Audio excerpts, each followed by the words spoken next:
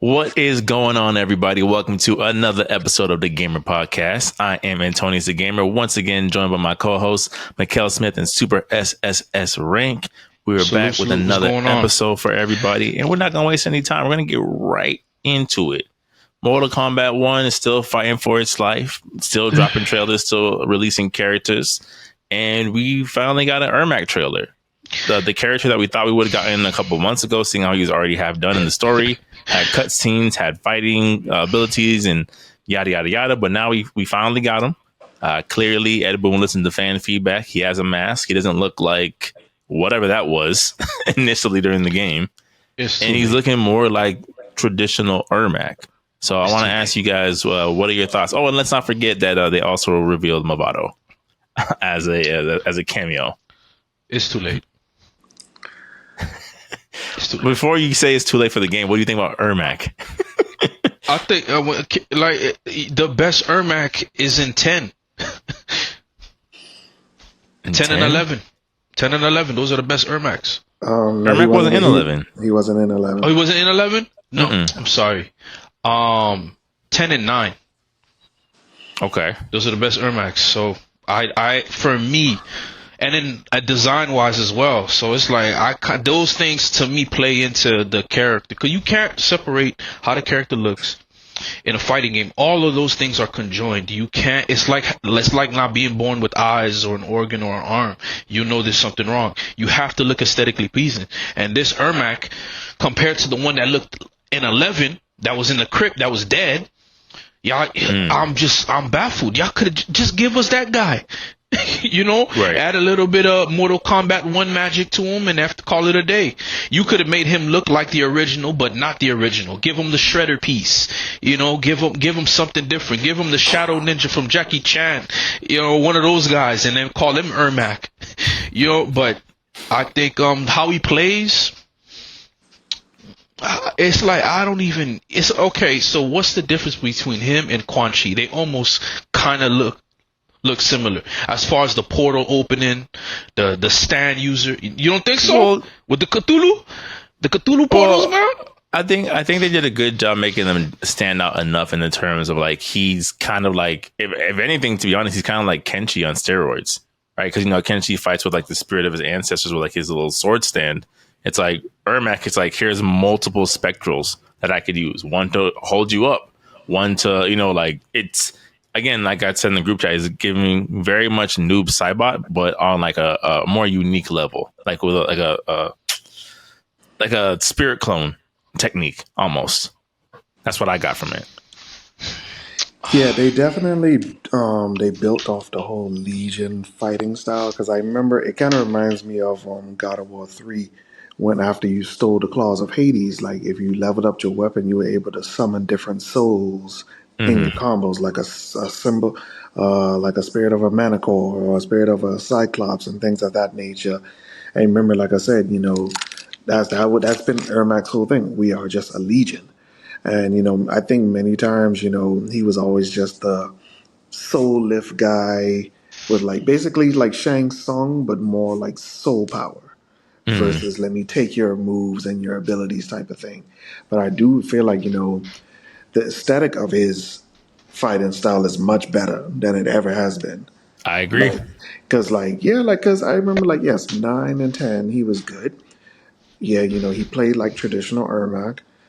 But like, this one, I was like, no, they changed his whole aesthetic. Like, and then you got to realize, bro, the Legion fighting style, it makes sense. It makes a lot of sense, man. So I'm really looking forward to it. I do see why he has a much more expansive moveset than Quan Chi, because remember Liu Kang, basically neutralized them. So when we saw Alchemy's Shang Tsung, it made sense because he's still in the beginning phases of what he usually does. So he had to improvise, he had to pivot. Now Quan Chi, on the other hand, I was still a bit disappointed because, like, yes, even though you stayed on the radar because they didn't even know you were the other sorcerer. Mm-hmm. But it's just like, okay, so you just summon Cthulhu portals and that's it. I mean, I think that was right. I think that was a big why I agree with you with that. I think it's because it was only the Cthulhu. Like if it was like other monsters, I think we'd been like, wow, that's kind of interesting. But it was Oni tentacle. It's like, all right. And then there's just something about this Quan Chi that lost that threat level to me. He just seems so defeatable, man. Yeah. Like Saturday cartoon villain, like versus Quan Chi and how he felt. Twirling. Yeah, so it's how he felt in the other MKs. He was a threat, man. Even his design didn't. Yeah, because even in past MKs, he was able to do like demon summonings and all that. That's like, bro, like you have a whole organization in the Nether realm. Yeah, he was like Shinnok Light almost. That's how. Yeah. You know, like not to the same power, of course, but like the thing, like you said, Tim, the things he could summon, you're just like, yo, what is this? What am I looking at right now? And now it's just kind of like go ahead. No. I mean, that's the guy that turned Scorpion into a Spectre, and so is Sub-Zero. I mean, that's you know, so like this is crazy, and you got the most pivotal members in Mortal Kombat, the most polarizing characters in Mortal Kombat. Look what happened to Bihan. You know what I'm saying? Like now he's a noob Cybot. And now the mystery of him, he almost, Noob Saibot's level of mystery had almost the same thing as Wolverine going for him. The Wolverine coming out of the Weapon X, I'm like, yo, what's this guy origin? Why is? And now you lose all of that. Like those things made your game special. And I mean, we're going off topic, but we're still gonna stay on topic. I know we're talking about the character of Ermac. He was just now getting traction, and you killed it. But do you feel like, especially with what they're showing with him now, like, do you feel like, because some of it, to me, not enough, right, has to do with the fact that he borrows so heavily from other characters, right, in concept. So it's like Tim says, like he's part Shang Tsung in moveset. He's part Quan Chi in moveset. He's part Kenshi as far as telekinesis in moveset. You know, is there enough for him to kind of still be able to be his own character? Like when I pick Ermac, it's because of blank. And I think he has that now. I really do. I think he has that now. I think the Legion fighting style, like how you said, like especially I would say graphic wise of how they did it, I think it makes a lot of sense. Like, yes, you know, sometimes when Kenshi does a move, you see one ancestor comes out, but then like I said with Ermac, you see a legion of people. Like you see like almost like 4 to 5 figures come out on screen. So that's a lot of stuff that's really happening. So I do feel like, yes, you know, they did some updates to his design. They did some updates to his story. And, you know, they also did some updates, you know, to his fighting style. So because I felt, especially as of lately, like, you know, the first 2 characters, they weren't really the best in terms of delivery that made people feel like, wow. And I felt like, yes, you know, third Peacemaker, it was like lukewarm. But then it's like, all right, well, bro, we only got like 3 more characters left, so we need to do something. When does it get Nobody's talking about Omni-Man. That came and went the same hour. Which is weird, because, again, like I said, I don't think he was that bad of a character. No, he's not, but it just didn't. It's lacking impact now, God. I think it also is because the show wasn't really that much of a talk about for season 2 as well. Because I realized that too, bro. Like Invincible season 2 was like sound of crickets. Yeah. It took too long. Just the same exact thing that's happening with Mortal Kombat. It took too long. It took too long, and it's not recovering fast enough for the people to even remain interested. Look at Tekken; they got patch notes already. They're like, okay, we need to fix what we just done that we just did. Now they got it coming out Tuesday. So now I have a theory. I think some of these, especially some of these cameo characters who have a different look, I think they will potentially be characters in the story DLC that becomes like official characters, because I realized, like, wait, this Movado looks different. I didn't know who he was the entire trailer. I'm not gonna hold y'all. I was like, who is this? I got you. No. I know who he is. Yeah. I'm saying, like, in terms of like the redesign, I was like, who is this? They turned him to Spider-Man. He looked different. Tremor. I prefer MKX's design. I didn't like the whole golem looking character. I felt like MKX did a real better with his design. But I would love to see Tremor back because I did kind of feel like, so you just get rid of Tremor, but you give us Garrus, who is basically a clone after his style, basically. I don't know. Garrus is kind of fire in this game. I'm not gonna hold you. He is, but I was like, I would still prefer Tremor though. But Fair. Chameleon, I'm not too sure because we don't want no more mimic characters. No more mimic characters. Yeah. She's gonna, you know, what she's gonna be like. She's gonna be like Spyro from Marvel vs. Capcom 2. Her special should probably turn into everybody and doesn't do everybody's fatality. That's not necessarily a bad thing. Not necessarily a bad thing.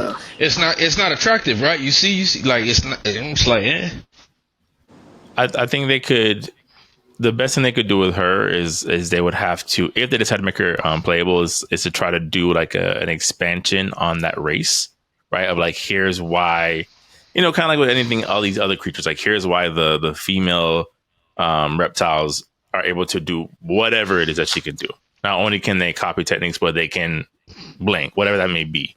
I think that would be enough to have her stand out, versus just being girl reptile. Yeah, because they say the next one is I don't know if it's gonna, because I think the next person is Homelander, and then after that I believe is Takeda and Ferritor.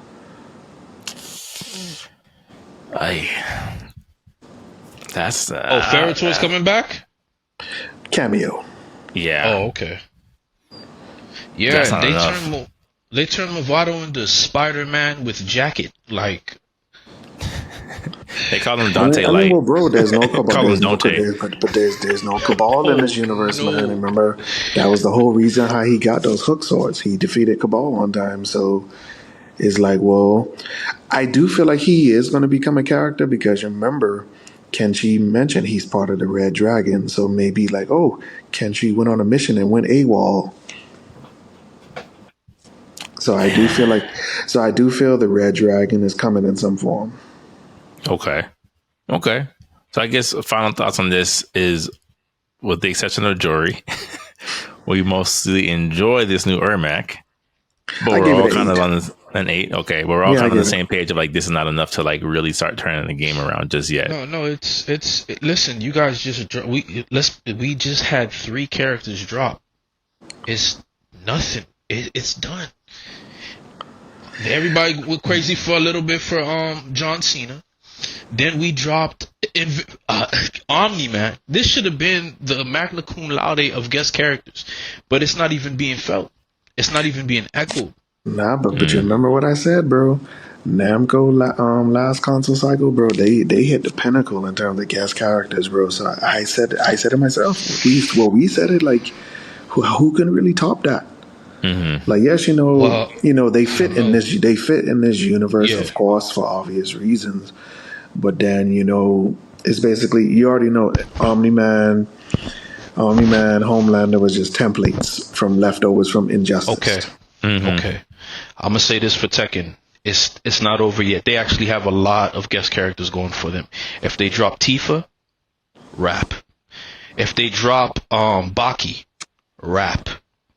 If they drop Baki. If they drop Baki, that's gonna be I'm telling you, it's gonna be, the fan base is gonna go crazy. Mm-hmm. Tifa, guaranteed sell. Guaranteed. Yeah. Guaranteed. Now, after that, Baki, it's a wrap. Guaranteed. Baki or Yujiro, whoever they put in there, it would have to be Baki. It would have to be Baki. Yujiro, he's too much of a meme within that universe for it to make sense anywhere else. Like Baki, we at least kind of take somewhat seriously as a character. Yeah, his dad, I can't take him seriously, bro. I can't. You can't. But the people can. The people will. I'm telling you. Not with Tekken fans. Oh, no, absolutely. That's Tekken's power. They're like, you can do nothing against the Tekkenverse. He's gonna sit there. He's gonna take a bulletproof glass pane in his opening and put his face into it and then toss it. And there- people you- who've never and watched no- Baki will be like, "What is this?" What do you mean? What do you mean? Heihachi caught a bullet with his teeth. They're on par, man. They on the same level, man. They on the same level, man. This the same dude that got through a volcano. Yo, this the same level, man.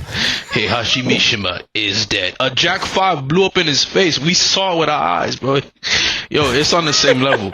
It's on the same level of foolishness. I'm telling y'all. Okay, I'm telling y'all. So Tekken 8 has potential, but Mortal Kombat might still be on. Well, I still think Mortal Kombat can come back. I do. Unless I just don't think Aftermath- characters are going to get it done. Yeah, characters alone aren't going to get it done. Unless Aftermath takes us to another direction, and the characters coming after that. But if not, Not even story wise. There has to be more offline modes. That's it. There's no other way around it. Invasions is not going to get it done. It's not. Yeah. Give me survival mode, give it whatever, but invasions alone is not going to get it done. It's too repetitive. Because I felt like with the invasions mode, they focus too much on the cosmetic aspects. Like, oh yes, do these challenges to win this and that, and it's just like to turn outfits into a grind, bro. I just kind of feel like, and I realize that's what's plaguing a lot of games now. Because people are even saying for Tekken's Premium Pass, like, okay, if you do this, if you get to this level, you get this cosmetic, and people are like, wait, really? Like I just have to do all this, and that's all I get? Right. Like you're banking heavily on the fact, like you must think that I like your characters, but you must think I love your characters. And let me tell you, I do not. I will put this down and go play something else. Yeah. Nah, but like Tekken can have such an easy fix. You have so many games to pull from to add these costumes there, and Tekken this should not even be a hard thing for them to solve. Like they edited the Soul Calibur uniforms on some of the characters. They added Mitsurugi. They added Yoshimitsu from Soul Calibur. I'm like, y'all don't think that's a genius idea? And then having fake clothing to make your fake characters that we clearly know. We can't put Erwin in the game, but let's put a jacket similar to Erwin, and let's just make it brown so people could connect the dots. This should be a playground for Tekken.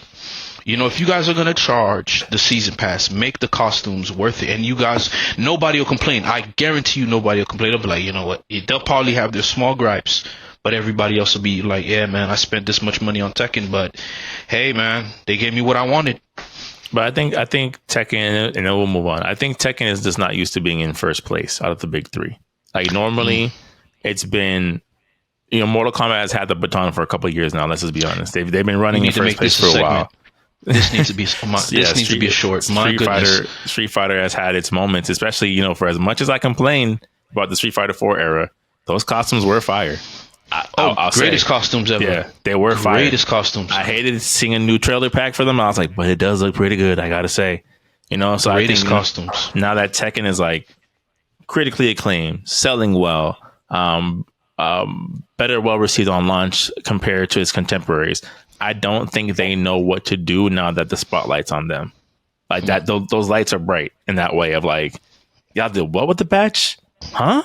Y'all did what with the battle pass? Huh? Because normally their whole technique has been to see, like you said, what other people have done and refine it in their own way. And now it's like, nah, y'all lead the charge, and it's just like, you're not used to being first. I could tell you're not used to being number one.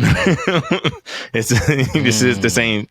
You're the player on the team that like when the ball gets passed, you know what to do. But when they're like, all right, you run the call. 10 seconds left on the clock. It's like, Yo,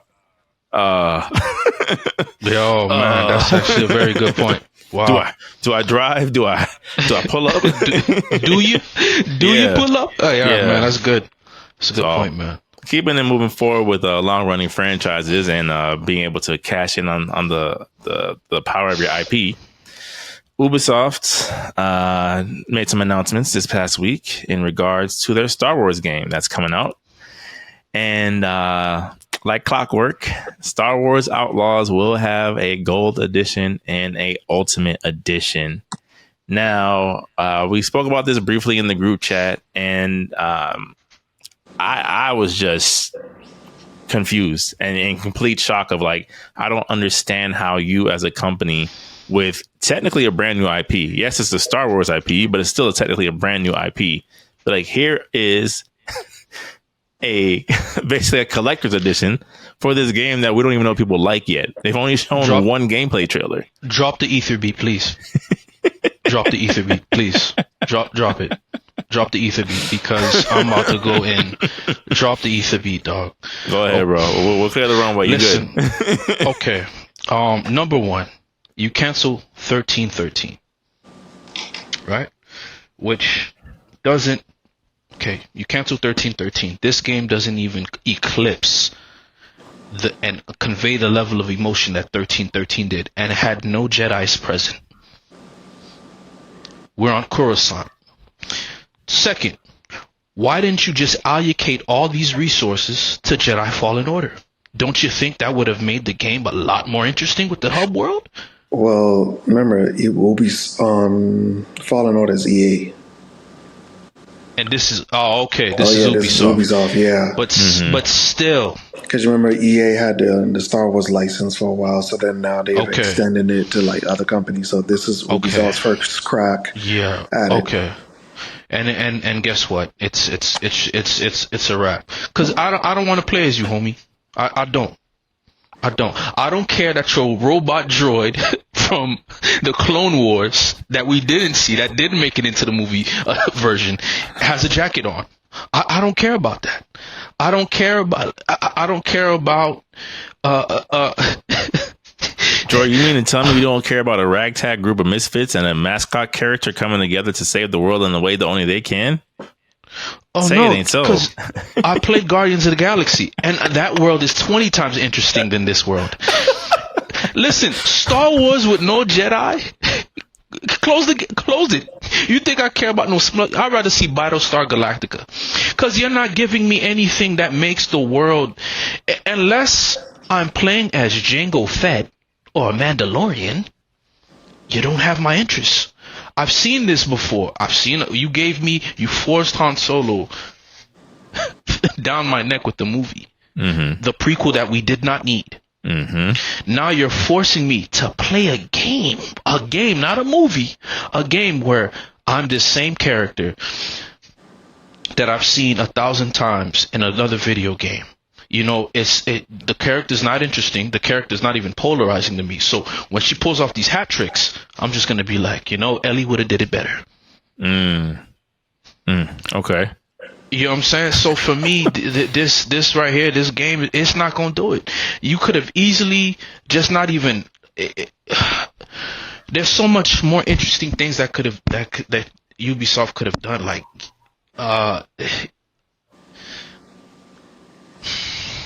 so much other things, man. And look at that game compared to the Eclipse, Star Wars Eclipse. You can feel the texture of the game through that trailer. You can feel great concepts and ideas, visual set pieces. You already had the EA game, and y'all gonna replicate. Because if I'm playing it, I'm gonna be like, somebody's playing Fallen Order. I didn't know you had speeder bikes in Fallen Order. Where's Cal Kestis? Well, who's to say he didn't show up in this world, in this game? Like in this Star Wars universe where these video game characters don't tie into the bigger narrative at all. Yeah, man, Uncharted, and then Ubisoft doesn't even have something on that scale. So it's what am I gonna go off of? Assassin's Creed with the gun? I mean, let's just hope there's no space towers to unlock. Oh, there will definitely 1,000% be space towers. It's not an Ubisoft game without towers, bro. Our communications are down. Go ahead and scale this. and then not to mention, you already have a show to where it's not Jedi. It's just bounty hunter base. So you have the Mandalorian world. I'm gonna experience that world, and then see this world, and it be lesser. It's just not gonna work, man. Well, my question to you guys is, do y'all like this concept better than you liked Star Wars Rogue Squadrons, which was a space-based game, I think that EA released? That game was just a cash cow, the cash in. Because first of all, you could tell it was just built for VR. Because you could tell just by how the cutscenes look like, yeah, this was definitely built for VR that they just sold as a full price game. And not to mention, is it going to be better than Ace Combat 5? No. Well, I mean, is that the bar we're holding them to? That it has to be better than It has to. For example, right? You're gonna give me something like that. Okay, maybe we're not Gran Turismo 5. Maybe we're not. But does Need for Speed stand up to Gran Turismo 5? No, they're two different games. But you can tell the quality. You can taste the energies at a higher caliber. You would need something to either equate and confidently be something else at the same time, knowing that if they did go this route, they could equally do it. Hence, Forza Motorsports. Forza Motorsports has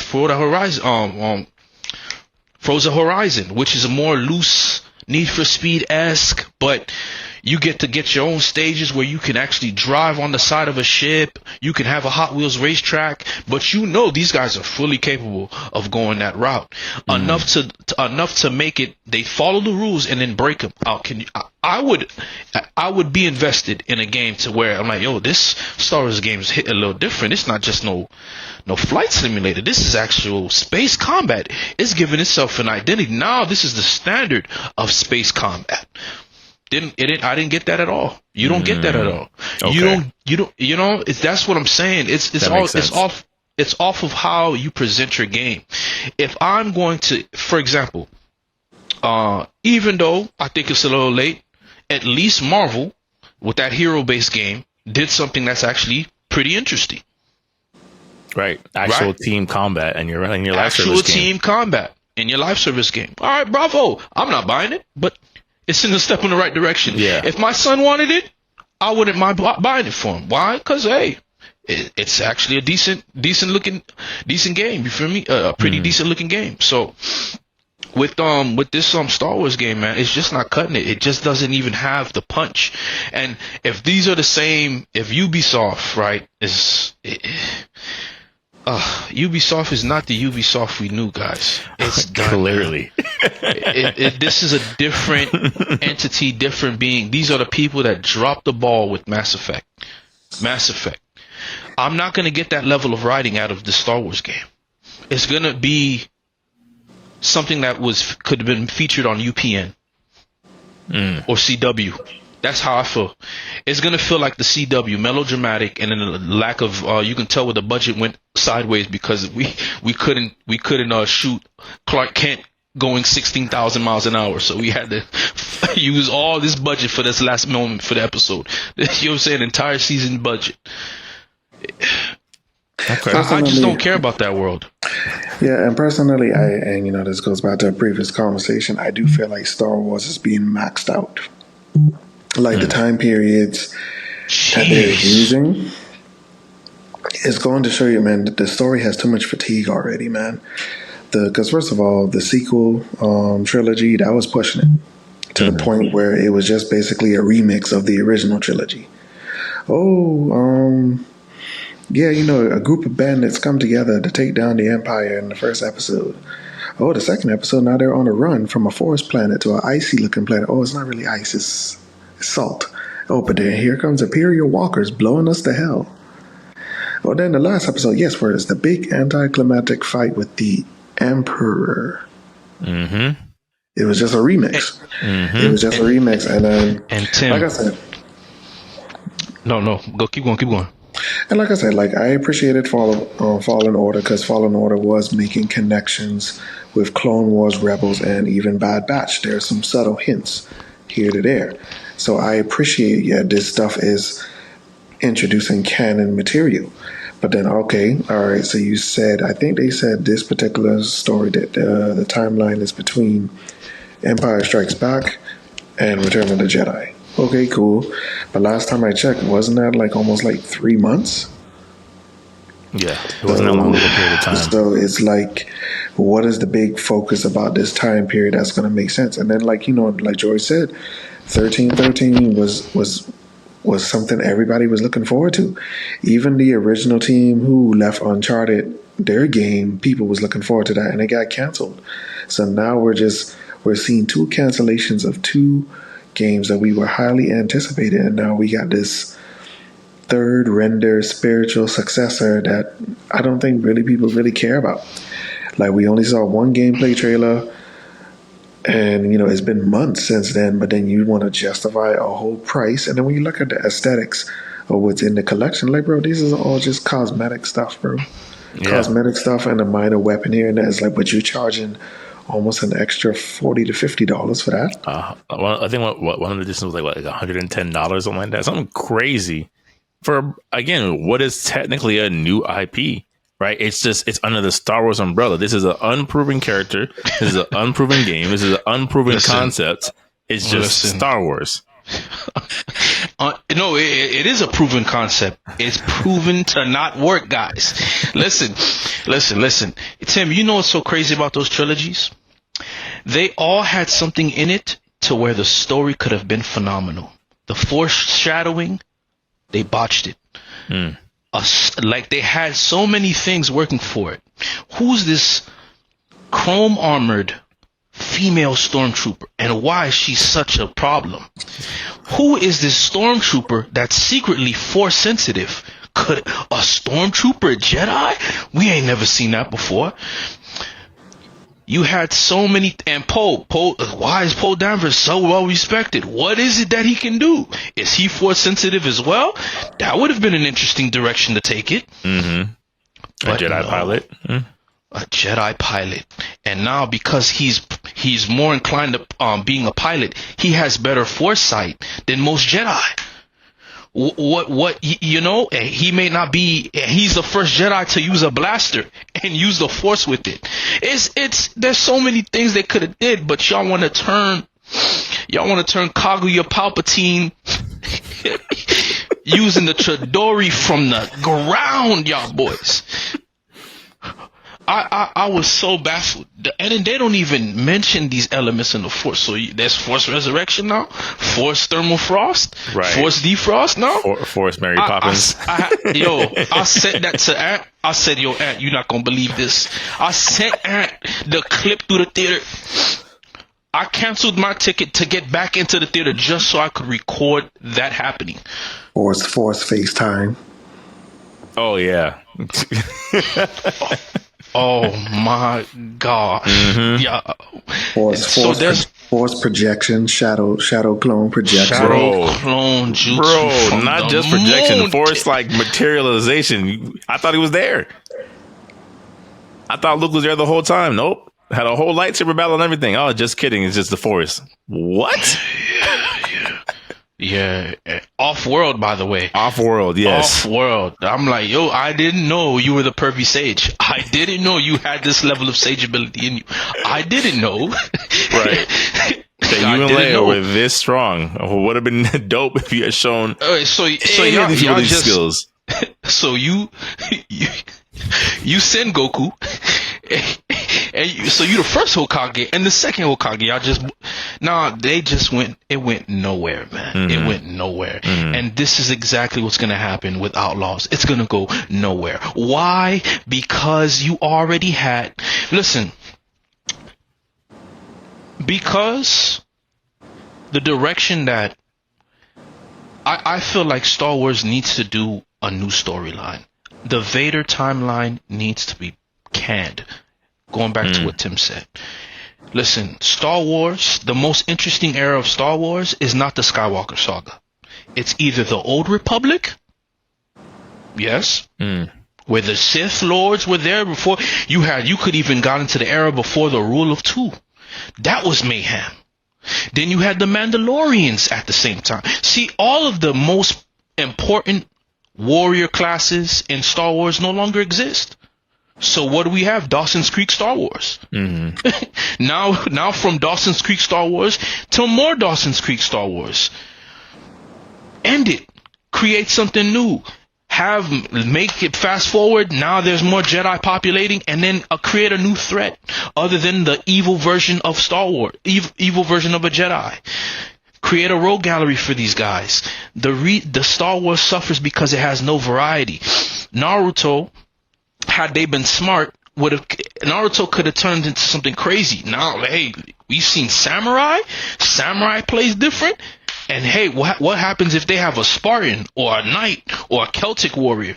Could have been interesting to see it through his eyes how he handles that. Actually, they kind of did have knights. Remember that one movie where I think it was the second movie, and like remember Gaara and Kankuro killed like most of them. Yeah. Yeah, because they came from a different continent, they said, or something. But then, Jory's right. So, like, samurais, knights, and then, even for the more future stuff, the introduction of cyborgs, things of that nature, like ninja tools, like cyber ninja tools, like, oh, this recharges your chakra by holding it because you got a chakra battery implanted in your arm. So, next thing you know, you got Deus Ex Naruto. Mm-hmm. Here comes this Miss Ninja retired Terminator. Mm-hmm. That would have been sick, but again, like these guys, Star Wars needs to go past. They need to end this Skywalker, and nobody cares. And I don't care about the Skywalker saga. It was a nice story. Treat it like a JoJo's Bizarre Adventure or Final Fantasy, and tell a new story within the world. And I think I think especially too. I was just gonna say, especially because there is no real big effort to tie these game stories into the main canon anymore. Like they keep saying like, oh, maybe we'll, maybe we won't. Like if you're not going to tie, if this story is never really going to tie back into whatever continuity you're going to, do whatever you want. Do whatever you want. Do whatever you want. Do Jedi Unleashed again, where he almost kills Vader. Who cares? It's non-canon anyway. It's a video game. But sorry, Tim, what were you going to say? Yeah, I do feel like the last big I would say Skywalker tie-in will be Ahsoka, because I actually did like the pacing of Ahsoka. I did like the where the story is actually going. Yes, like with Fallen Order, there are some hints, subtle hints about certain things that are connection to the actual canon. And we only got one more game with that, so I guess we'll just have to see how that goes.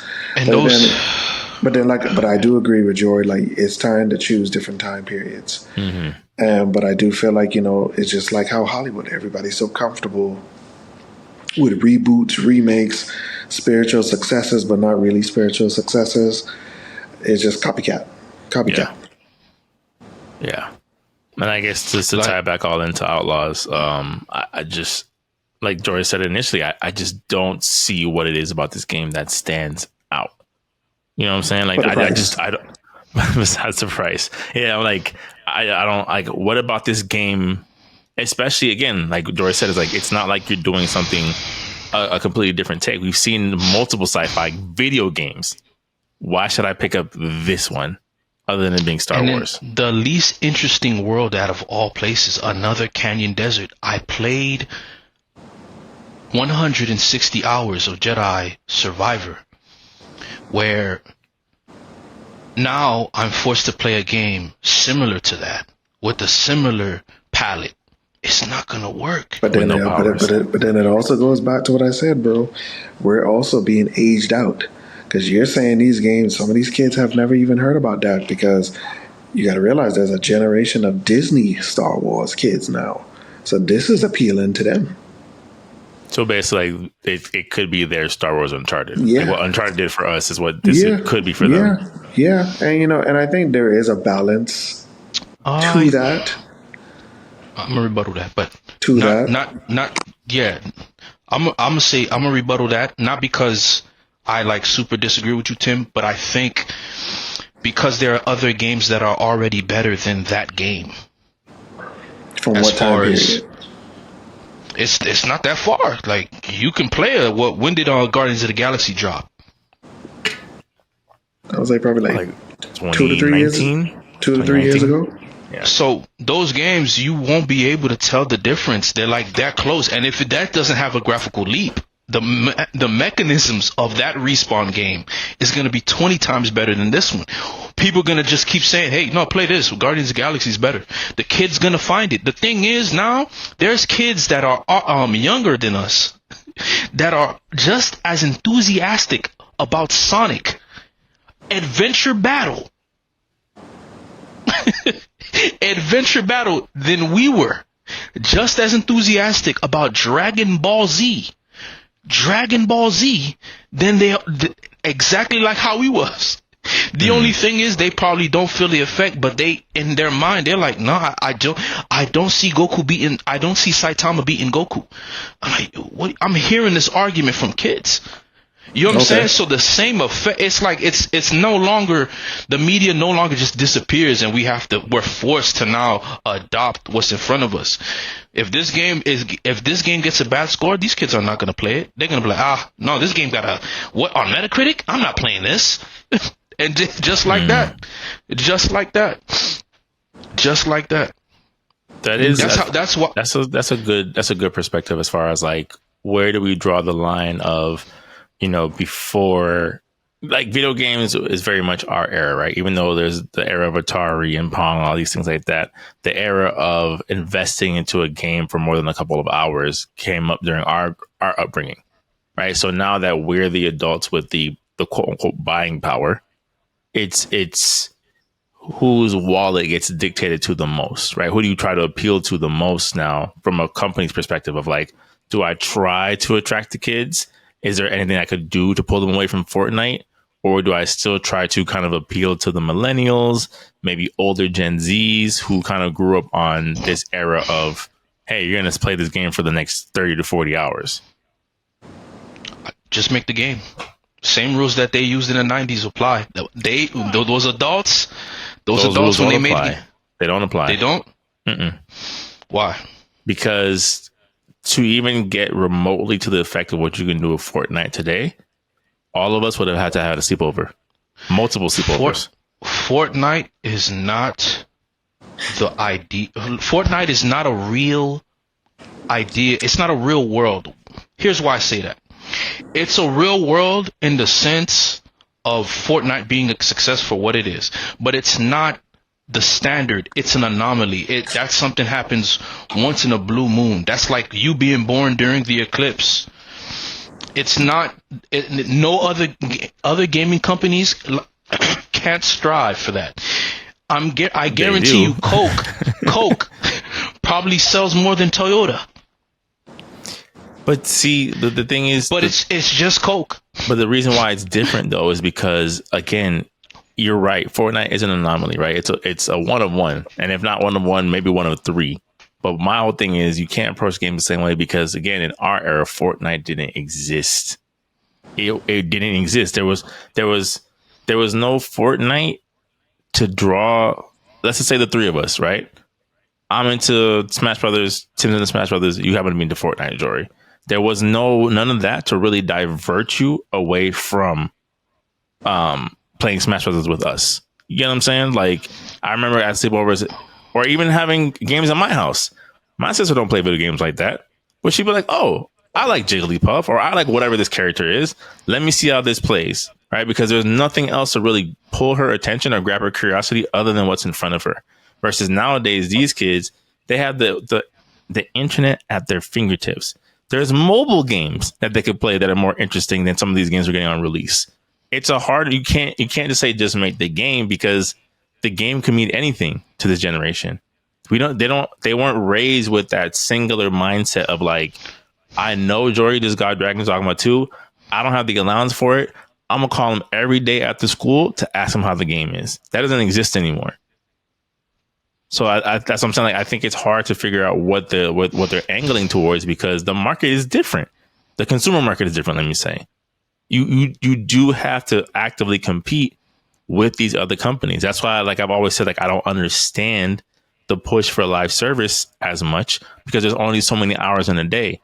I can't keep up with Fortnite while I'm playing Apex Legends, while I'm playing Modern Warfare, while I'm playing NBA 2K. It's impossible.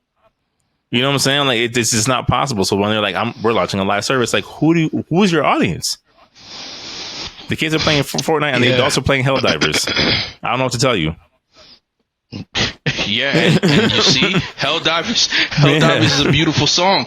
But you think the thing is, man, you have to know what product you're making first, man. That's the thing. And those games that know what they are usually work. And a lot of the games that don't do too well, we can see where it didn't do well. But then that's where I feel like this game is catered to somebody different. and it feels different. It does. Mm. It really does.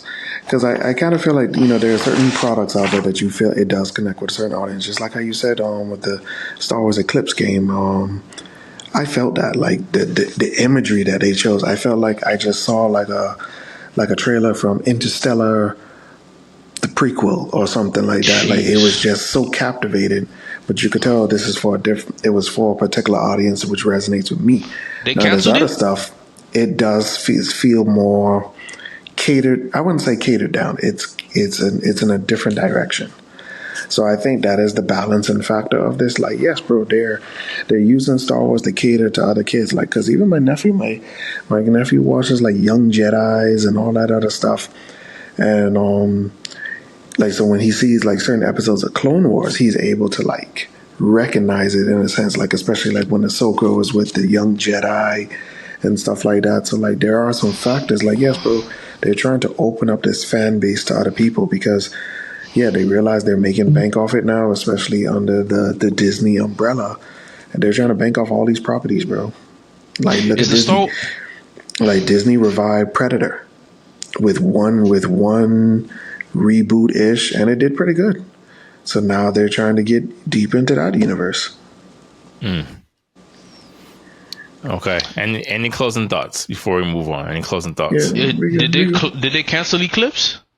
No. I don't think. No, Okay. it's just still in development. And like what is Eclipse? Is it going to be an action game, or is I it going think to be they like said it's more of like a Telltale game, or like Heavy Rainish, I believe. Yikes? I mean, it makes sense given the company that's making it. So Yeah. Okay. Okay. So Just lost my interest. all right. Well. Hey, Jory, you're too quick, bro. You're too quick. You're too quick. You gotta see it first. I'm not. I mean, I'm not. I have yet to play Wolves Among Us. That was I have actually yet to good. play Batman Among Us. I have yet That to was play. great too. The Quick Telltale time Company to game. series I really I enjoyed. platinum trophied all three of them. Oh no! This Detroit Become Human. Oh, listen, you guys can keep that, man. I'm gonna treat it. I'm gonna be as racist to it, just like I am RTS games. Y'all, I'm not doing It's that. cinematic storytelling in the game universe. Yeah. There's an audience for it. Well, Until Dawn was that game with the actors dying in the cutscenes. Yeah. You could keep that. Yeah, keep that. We'll move on, but I'll say Yeah. I like those kind of games. I just don't think they warrant the price tag. Yeah. You know what I'm saying? Like a story that, yes, I get it. Oh, well, you replayed, you can see who survives this time. Like, listen, I'm probably not going to play this more than one time through. I'm treating that game with major prejudice. Yeah, if Blockbuster was still a thing, this would be a weekend rental. I'm not paying $70 for this to keep this in my home. You know, like that's really my own. Like I enjoy it. I think there's an audience for it. I like to think I am in the audience. I just don't want to pay $60, $70 for a one-time story. That's all. That's really my only gripe with those type of games. But to move it on to our next topic, especially when it comes to appealing to the youth, Jory, you brought up a question in the group chat in regards to the next gen consoles, which are less than a few years out at this point, and if next gen will be able to save gaming, which I think is an interesting topic, an interesting question. And I mean, given the way we've seen these announcements being made, given the lack of IPs, given how we went from, every month last year there was a new game to like stretch my wallet and stretch my hands to the sky to be able to pay and afford them. We're in this drought, like this massive drought of 2024 of for me, it's just gonna be a year of backlogs, games that I need to kind of catch up on. Do you guys feel like there's anything hinted at towards the next gen that'd be like, you know what? I think this, if not for me, for the ones younger than me, that will kind of keep them interested in gaming. It's too early to tell for me. Because like I said, bro, I am at that pinnacle point where it's like, do I even want to invest in these things anymore? But I feel like it's too early to tell. Because I feel like, we finally, I feel like last year was our first year of momentum in terms of post-COVID of like what we received. And I guess kind of feel like, yeah, it goes to the point like, bro, why are we focusing on new hardware already? We haven't even tested the full capabilities of what we have now. Because they've and especially in terms of where the world is going in terms of climate change and resources and stuff like that. It's like, bro, like who can really afford, you know, moving forward with higher technology or certain things, bro? Because the world is saying like, hey, bro, we've overdrafted enough. And, you know, I mean, that's a whole different topic, but I just kind of feel like it's too early to tell. Like, I haven't even seen what's the full capability of this system yet. True. Well, I would say that we've seen the limitations of what it can't do now. So, But have we really? Right? Because we know we're not getting the 60 frames. But that's what I'm y'all saying. have on Like, the box. Sometimes I think that's by choice, though. I was about to say, like, I think there is that aspect of like, are we not seeing because it's not possible, or are we not seeing because it's not a priority? Because one of the things that comes up all the time, right, especially with Final Fantasy VII Rebirth, or what I see online, or even as I'm playing it, I'm like, I think to myself, I'm like, this game, in my mind, shouldn't be possible to me. Because if you look at how the original Final Fantasies were structured when they went open world, obviously they're able to do that because it's one little polygon running on a flat map. Now you have to render walls and cliffs and this and that and things that are constantly loading in, and these are big hubs. It's not no small stage. You get to these levels and they are intricately designed. And, you know, everyone's like, oh, you know, the character models could look better. I'm like, listen, this game shouldn't even be running right now with everything that's going on the screen. Yeah, because sometimes I feel like we get so hyped up about the physics of things that we don't really realize, like, bro, you don't realize how much hours people have put into this just to give you this. And yes, like, you know, yeah, you know, these systems have power, but then, you know, to be honest, there just might be certain things that are just past our imagination. Like, you know, and that's what it goes back to the argument that we had about the One Piece live action. I've always said it that, you know, certain things don't translate well because anime is anime for a reason. Like, you know, especially, you know, after the, you know, the glorious return of Gear 5, it's like, all right, if the One Piece live action goes this far, how would this even look? How would this even work? Yeah, it wouldn't. It's already divisive as an anime. I'm still thinking about, you know, whenever they fight Crocodile, how's that going to look? It's going to look like Who Framed Roger Rabbit. That's what it's going to look like. But then it goes back to the point, man. There's just certain things that have, even in terms of technology or, you know, this digital world, there's just certain things that have limitations. Now, yes, like, you know, when you hit 30 frames per second, that does not mean the game is going to be bad. That's just the processing power of the game. That's just what it is. It doesn't, but it's on the box. It's on the box, and it was promised, and our hands were held. Every game, hey guys, this is the next generation. Okay, but you're making, all right, yes, it's on the box, but for every game, because you also got to consider, bro, the developer. Like the developers, like, nah, bro, we can't handle 60 frames per second. We don't have the squad. We don't have the squad capabilities to produce that. And that's what you also got to consider. So now, if that's the case, if I can't get this, but I could get it on PC, I can't get this, but I could get it on PC, I can't get this. So wait, why don't I just get a PC? But certain people don't want that, bro. Right. I don't. I understand. I love the convenience of me just going to a station and not having to go into the Matrix room and need Link to link me in. I understand. I understand. But because of now what we do, it would benefit I and you to get to that direction. Because now, and then once now we get there, we're gonna be like, yeah, you know what? Now that I can see the code in the mainframe, like reboot, it's not so bad. But then you also got to consider the fact that, you know, they're also increasing in cross play.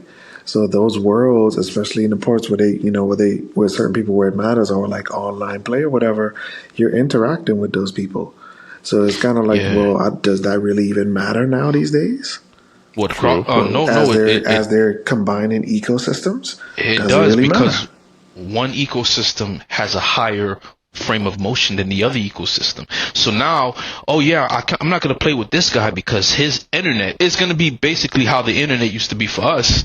Now, right? Kind of like they tell you, kind of like the meme going around in Tekken is like, hey guys, Tekken players, use the landline cord versus Wi-Fi, because your Wi-Fi is trash. So you're gonna be excluded. Because if I'm playing, for example, Call of Duty on the PC, and when it's crossplay, I have an advantage.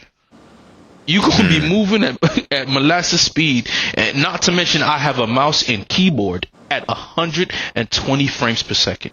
You can be like, yo, this guy's cheating. He's a bot. He's using. It's happened to me before.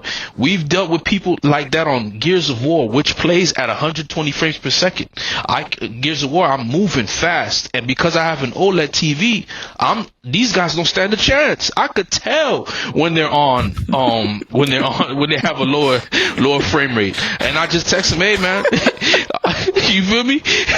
And it's a problem. So if you're gonna have crossplay, these systems are gonna have to speak a common language. Otherwise, they're gonna be like, yeah, man, we don't really. The crossplay is cool, but people are at a disadvantage because we got more frames than them. We got more frame rate. Now, based on that, let me ask you guys a question, and this doesn't have to apply to you guys personally, but it's a general question. Do you feel like, with the rest of this console cycle and the next console moving forward, if developers and Sony and Xbox come out and say, look, this is it with graphics, we can't do anymore. We're going to focus on gameplay and securing these 60 frames a second. Do you guys feel like the general gaming public will receive that well? Of like, look, Absolutely. These graphics are not getting any better. This is it. Yeah. But you'll have better gameplay. Yeah. Yeah. Yeah. Because like I said, bro, I agree. You know, we grew up on the PS2 era, bro, where we got games just because. Some of those games are still majestic classics to this day, and then yes, you know, they were just polygons, polygons, and we couldn't even tell.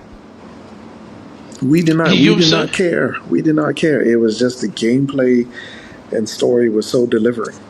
The reason why I asked that is because like you look at some of the discourse online, especially when it comes to warring between consoles, and it's just like, oh, look at that. You know, like one of the things that you always see like the Sony community do is like, oh, the most powerful console on the planet, and Xbox still can't get over 30 frames per second. At least we know. You know, like you see things like that where it's just like, yeah, is this, you know, it's not good. Are we having graphics off at this point, or is it more so about performance? It's both now. They're intertwining because you now, right? For example, you get a game that can do both, and it's on. Say it happens to be on Sony. Wait, this is Hellblade. You know, we were playing God of War, God of War Egyptian. Right, in 60 frames. Do you see that? Yeah, that's not a screenshot. That's actually Kratos. We can see his hair follicle inside a hair follicle. But that's what I'm saying. Like at a certain point, that being the bragging point has to stop, right? Because again, sure, right? We get the highest graphic fidelity you can ever have for a console at that time. But it's at 30 frames per second on a video game. Doesn't matter that you can see the follicle inside the follicle. That's really my question. Because at a certain point, it's going to be less about how, again, like that Captain America Black Panther game, like I said last week, what is one of the most detailed looking games I've ever seen in my life. I really thought initially that it was just them people talking with like a digital background. That's how detailed it was. But I ain't seen no gameplay. So I'm like, it just don't matter. It don't. Yeah. It doesn't matter. You're right. What's that other game that dropped for the PlayStation where it had the craziest graphics and you turned into a werewolf? You were hunting werewolves. The Order. Mm-hmm. People, man, I remember that E3. My heart dropped because I was still in the console war vibe. That gameplay though, that hurt my soul, bro. And the developer is such a good developer. And I was like, bro, like, who made y'all deliver this bare bones quality? 3-hour game. 3-hour game. Mm-hmm. At full price. 3-hour game. And I was like, man, I said, I was looking at my Xbox controller. I said, man, will we ever get something on this scale of cinematography, of polish, of game? I couldn't even tell when it was in a cutscene and when it wasn't. That's how crazy that game was to me at the time. Mm-hmm. So now you find out the reviews are in.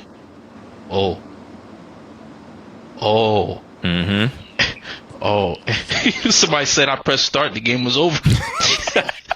Yo, hey, listen, man. Hey, dog, like that thing was crazy, man. Dog. So now I'm looking at it like, okay, man, it's gonna get to a point where they're conjoined now because PC players are telling you, you see what we've been always telling you now? You see what we've been all? I'm like, man, because now everything's so intertwined. Because PC players for decades have been getting frame rate and graphics, Right. and now you're just one YouTube tutorial away.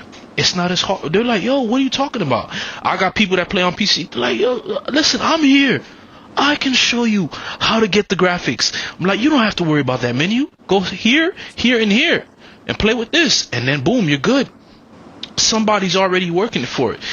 Hey, Triple S, did you see this Street Fighter mod? What Street Fighter mod? I got Goku's uniform over Ryu.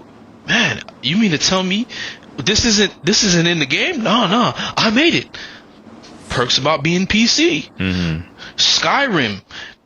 Half of the YouTube Skyrim, the mods, is because it was on PC. And that game is Grand Theft Auto, Lord of the Rings. You know what I'm saying? So it's like those worlds right there, man. The purpose of PC is actually true freedom. You want to play at the highest level of graphics? Okay. Listen, you might not be able to get 60 frames, but we could get you 55 guaranteed. Man, that's not a bad compromise. You know, that's my whole thing. These graphics, the thing is, because the voice of the PC now is raised to such a high level, and because now the things are getting a lot simpler. Like Nvidia just released a video saying, like, listen, like, guys, we got to the point to where the AI is going to be doing all that stuff for you.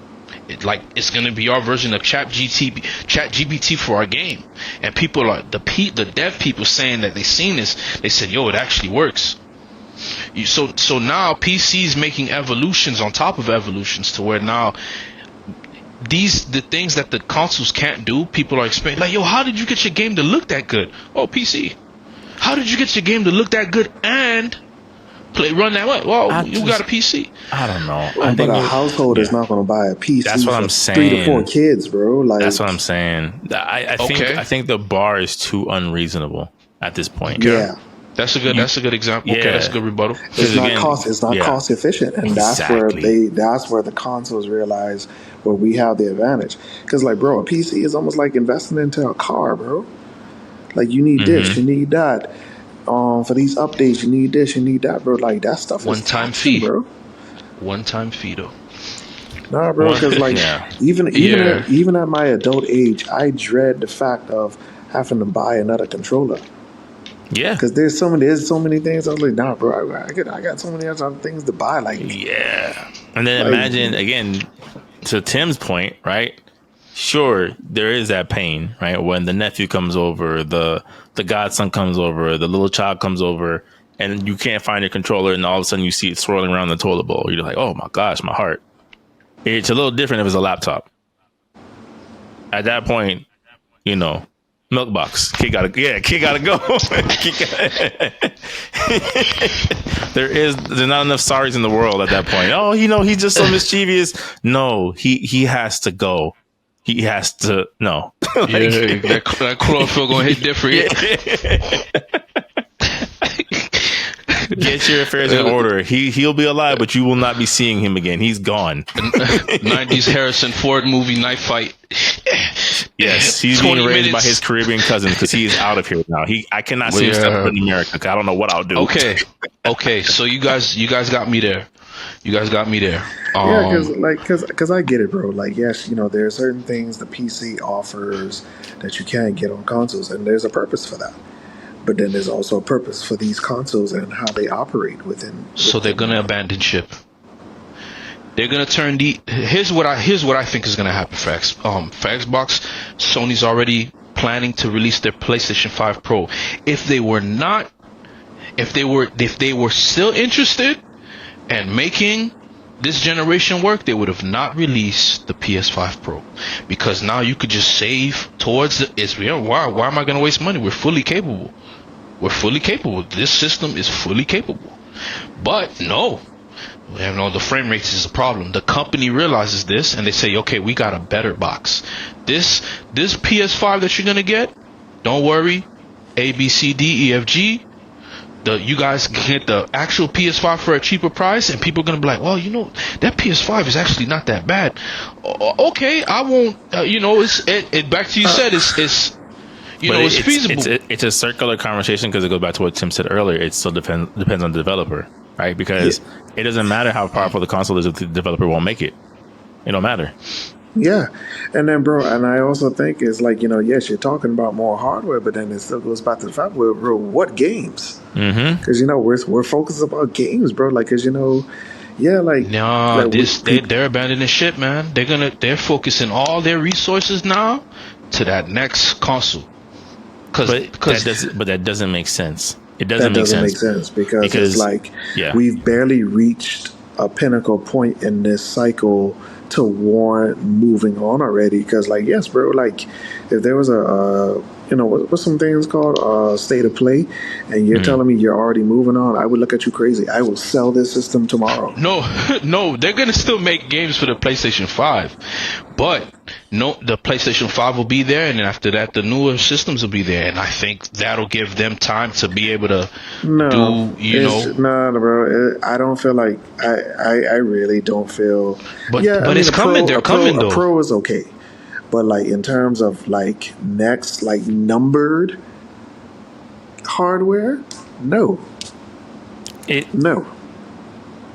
My opinion differs slightly from Tim only in the sense that like my mind is always on the game development time, right? So what started to happen in the discourse, and we can probably wrap this conversation up pretty soon. I think the thing that's starting to happen, which has been like a clash of what's most important, right, for a company, is that the development time for games is getting longer and longer and longer, right? So you start looking at catalogs now, right, where it's like, I think whether, even though that's not been the focal point of what Tim is saying, I think it's the undertone is still there of like, why would I start putting away money for the next console to only get 2, maybe 3 exclusives because the development time is 6 years before you move on again? Why would I do that? Why would I do that? PS5, I had to wait. I played Ratchet and Clank, PS5 exclusive. I played Spider-Man 2, and I played Final Fantasy 16. I enjoyed 2 out of 3, but that's 2 out of 3 games over the course of 4 years. That's it. Not everything else has been third party. So what's the problem? Okay, what's causing the development time? Number 1. Number 2, is it the software that they're using that's causing this? I think it's the publisher. The publisher pressure. The publisher pressure, like, you know, these reports that it has to reach this and that and stuff like that. Bro, people's creativity is being stifled, bro. Like I said, bro, we grew up on PlayStation 2 where we got games just because. Yeah, PlayStation 3, that was a weird time period. I'll be honest with that. That was a very weird time period. And then, you know, PS4. Oh yes, the home of indies. And like, bro, like if you look at the PlayStation Store, bro, like there's junior RPGs that can literally last you a century. It's just like, bro, where did this stuff come from? Yeah. But then, like I said, you know, and then, you know, last console cycle, they made a big deal about all these exclusive studios that they're buying for this and that. But then, to be honest, we only seen 3.5 pull their weight. Anything, yeah. Like, you know, and they buy them only to break them apart. Yeah. And like Ghost of Tsushima did pretty well. The DLC was great. Even the multiplayer elements that they added, people are playing that. But it's just like, okay, so what's next in line for Sucker Punch? You know, Insomniac is in the development, like where they're doing multiple things at multiple times, so hopefully they don't suffer from burnout. Naughty Dog is in this remake limbo. So yeah, it's just like, and then it's like, you know, the developer of God of War. Do you want to just be more than just God of War? Which they say that they do. They say that they do. But then you have all these other studios that you brought along that are just like not doing anything. Yeah. I think what we has to haven't happen. heard anything.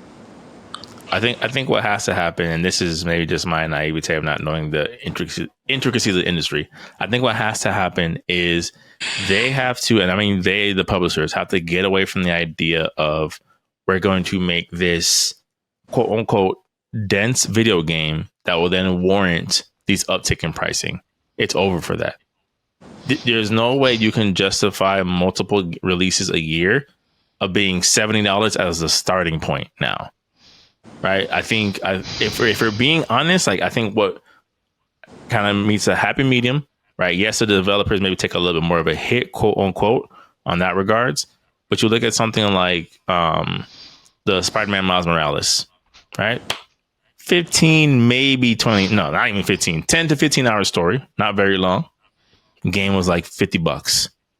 Still had the open world from the regular Spider-Man game, still made improvements, still had an enjoy, like the graphic fidelity was there, everything was there, just a shorter campaign, slightly less side missions, and you were done. And we got that, 2 years after the original launch of Spider-Man? So the turnaround time was a lot shorter, right? It's not this game that has to sit in the oven 3, 4, 5 years.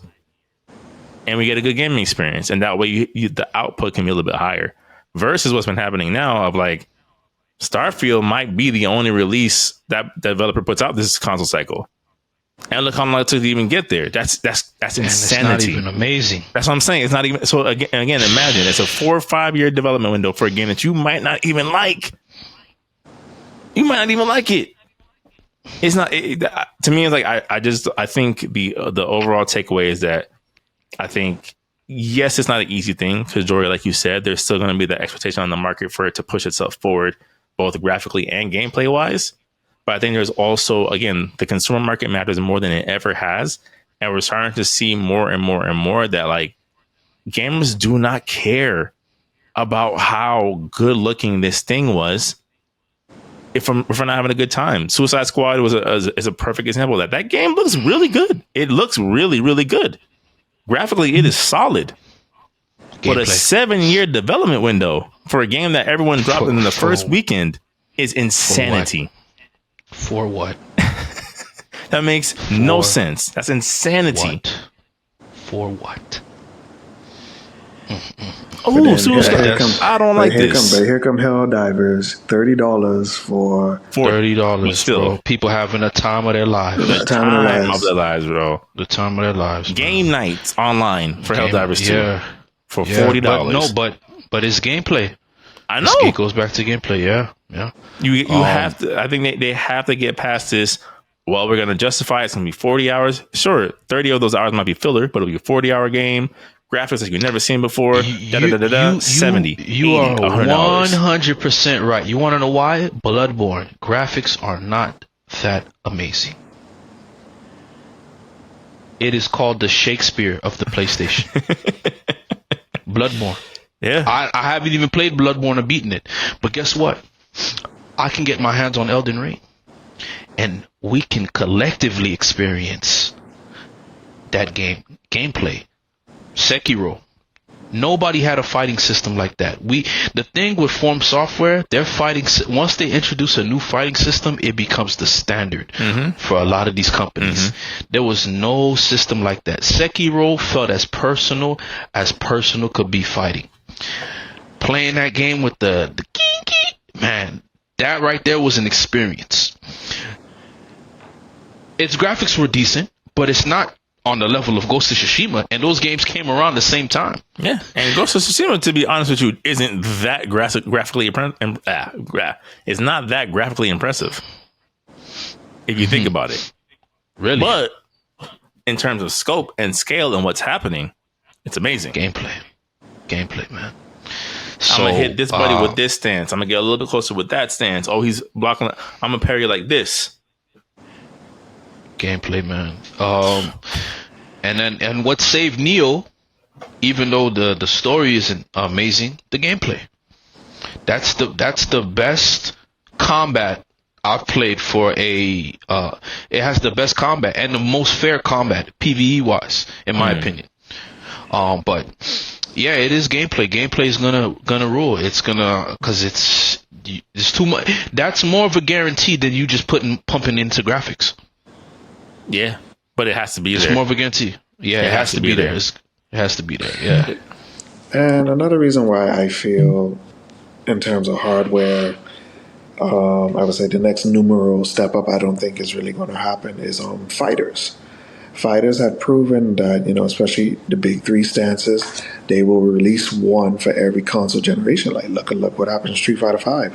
Street Fighter V lasted that entire console cycle, bro. Tekken 7 lasted that entire console cycle. Tekken 7's Infinite. It lasted in the arcade scene, then got ported to console, then had season passes. That's an anomaly in itself. Yeah, that's man. an anomaly. But but then overall, like it still stands because I do feel like they have the longest longevity now in terms of, especially due to esports titles. They have the longest longevity. So in terms of like hardware, of course, like they're not trying to hit that, bro. It's like, bro, because their focus is, all right, bro, how can we max this particular title out with this current hardware? Because look at an example, like Tekken 7, like, oh, this patch, everybody got new moves. Okay. So y'all that's what y'all were in the lab doing all the time? Yes, we were. Have a good day. yeah, see you on the next episode. And now it's different. Yeah. Yeah, so yes. Year 2 Tekken, I'm expecting fireworks. They're gonna get confident. They're gonna know who they are. They're gonna get like, yo, we're in first place. Once they realize that. And then see, to be honest, that's the thing about like why fighters are so much at the top right now, because they are getting the most quality of life updates. Like most of the time with these, and it goes back to what Ant said, like that open world burnout. We are burnt out by these games because once we're done with them, like 50 to 60 hours, sometimes 100, get every collectible, we are just done with them. And then, some of them have added like multiplayer elements to keep it fresh, like Ghost of Tsushima. Bro, I've seen people play that, bro, like they are in tune with this multiplayer aspect. It was just one of those gems that it just made sense. Like to this day, people still play Uncharted 4 multiplayer. People was upset that whole upgrade, like, wait, so you mean tell me I get Uncharted 4 and Lost Legacy, but I just get upgraded graphics story mode, but not the multiplayer? People's like, I'm not buying that. They said, I will keep this iteration because it's like, why would you take away the fundamental thing that is keep people coming back? It's the multiplayer. That's why those servers are still up to this day. Yeah. To this day, The Last of Us 1 remastered for PS4, people are still playing it because of the multiplayer. Because that's the only one that you got left that has multiplayer. The rest of all this other stuff is just story mode. At the end of the day, gameplay. remains supreme. Gameplay. Vanquish, gameplay. Yeah, it does. Bayonetta 1, gameplay. Bayonetta 2, not for nothing. Bayonetta 2 was actually really good. Story was, but it wasn't at the same time. It just didn't have that punch that the original had. And I don't think it's a honeymoon or because that's the first thing. Because I don't play Devil May Cry 1. I don't care about that game. I'll play 3 any day of the week.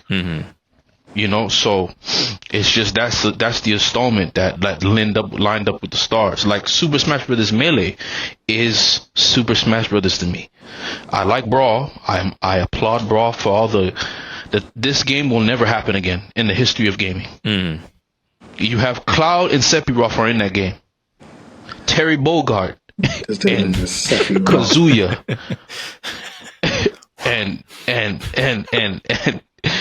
and who else? Kazuya, Ken, and Ryu. They're in the same game.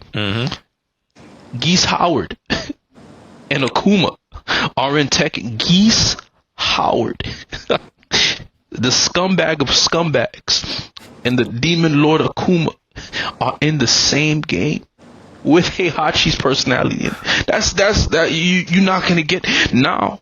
You know what I'm saying? It's fighting. To be honest with you, kids don't understand how good they got it, man. Right now, man, you don't even need to play Marvel vs. Capcom 3. I don't even need to introduce you to that game anymore. That's how crazy it is. I could talk about it. Oh yeah, it was on the Discovery Channel once in a while, once upon a time, but who cares? Who cares?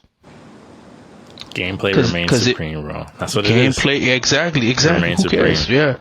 So for our last topic of the night before we run out of time, I did want to bring up an anime topic to you guys that I felt was very fitting for what's going on right now. As we're all aware, this past weekend, it was the 17-year later rematch between Monkey D. Luffy and Rob Lucci in One Piece.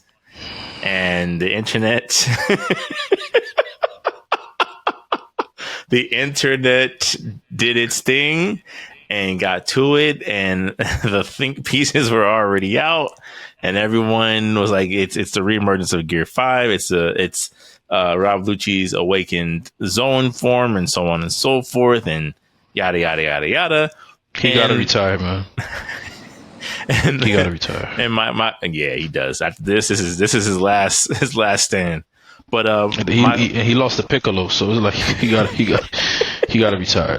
So my question for you guys, because it made me think of a very similar conversation that kind of came up around a couple years ago back in Dragon Ball Super days. Do you guys feel like, and we already know the nostalgia in and of itself is a very unreliable thing, right? It's hard for someone to try to bank off the power of, remember this when you were a kid? But I think when you look at things like that, like in anime, for whatever reason, it doesn't seem to work as well, right? So to give a couple of examples, again, Dragon Ball Super, the idea of reviving Frieza, right? Frieza being unanimously the big bad from Dragon Ball. Like, again, I love Perfect Cell. Like, he's always been my favorite villain personally, but I can't deny Frieza, right? Like, that's just like, I like Cell, but I know who Frieza is. Right, but they ended up reviving Frieza, and it didn't quite translate. We've done deep dives into why that didn't quite work the way they thought it was going to. Then you get to Tournament of Power, and it's Vegeta fighting Toppo, and he basically does his final explosion all over again. Same emotional beats. Starts thinking about Bulma, his kids, the universe. This is me, everything. We're all like, no.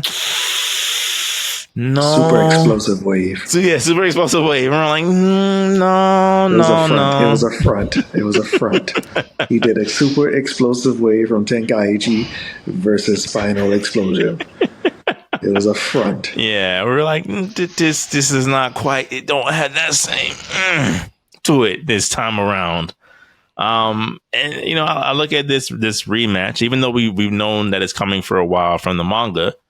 And I wonder, is it bigger than the fight itself? Does it still hit that resonance with you guys of seeing Rob Lucci on the screen like that, facing up against Luffy? Okay. Dory, before you start, remove your bias towards Gear 5 aside. I'm gonna say why. Luffy and Lucci. The idea of Frieza coming back, the idea of bringing back Cell, the idea of bringing back Broly, they did not do enough. With Broly, they did enough. With Frieza, they did not do enough. With Cell Max, they did not do enough. With Rob Lucci, they did not do enough. These things they're bad concepts until they're not. We don't like the idea of Frieza coming back because, we had enough of Frieza, right? What else are you gonna do? Maybe you introduce his brother, and his brother is leading the helm. That's a different take, right? Oh, wait, we're bringing back another copy of Goku? Maybe what if they didn't? What if that was, boom, they killed Black Goku and Black Gohan showed up. Now Future Trunks is messed up mentally. These concepts, they work. The thing is, they don't do enough to expand upon them. Like, they don't do enough to make it actually have a punch. Okay, this punch this time. Vegeta blowing himself up. Now, wait. Let's do this. Let's make the stakes a little different. Someone get clapped, or Vegeta found out a way not to do it, and that. Oh snap! He wind up doing this instead. Yo. Bravo. You're saying that's the thing with these fights. What if when Rob Lucci was fighting Luffy, we thought it was over, but Rob was like, yo, I fought someone like you before. And then that would have been like, yo, what? You know what? And then Rob Lucci was able to do something, and he was able to trade. You don't like the idea, but that would have been more of an impact. Yo, this rematch is actually heating up to be something that we didn't think it was going to be. You know, that's what you need to, if you're going to do something like that, if you're going to introduce a concept, the concept has to be different enough to make a monumental impact. Like, if, okay, Frieza, okay, what if Cell Max? Okay, Cell Max is coming back, but what if, okay, Cell Max is going to turn into a perfect form? If I would have taken a perfect form past Perfect Cell, Superior Cell, something, right? Where, okay, he looks aesthetically different.